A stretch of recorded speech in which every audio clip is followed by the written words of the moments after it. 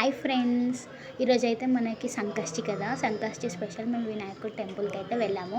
So ఇక్కడ వినాయకుడి గురించి అయితే మా టెంపుల్ చూడండి, మా ఊరిలో ఉన్న టెంపుల్ చిత్రదుర్గలో, అది కర్ణాటక చిత్రదుర్గలో ఉన్న వినాయక టెంపుల్ అండి. ఇది ఒకసారి అయితే విజిట్ చేసుకోండి. ఫస్ట్ అయితే ఇక్కడ పెద్ద విగ్రహంతోనైతే వినాయకుడు ఉంటాడు. దానికంటే ముందు వాళ్ళ తల్లి, అమ్మ, నాన్న ఫోటో, శివుడు, మనది పార్వతి వాళ్ళది ఫస్ట్ అయితే ఫోటో ఉంటుందన్నమాట విగ్రహం. తర్వాత గణేశుడు అయితే ఉంటుంది. సో మనమైతే ఎంట్రెన్స్కి అయితే వెళ్దాము. 6 స్టెప్స్ ఉన్నాయండి.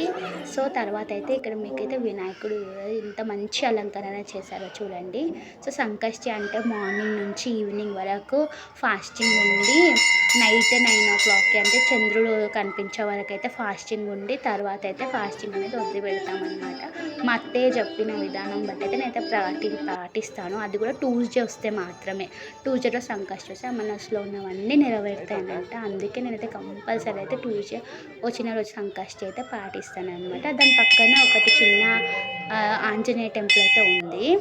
అదే పంచముఖి హనుమాన్ అంటారు కదా, అక్కడ కూడా వెళ్ళాము, పక్కనే ఉంటుంది.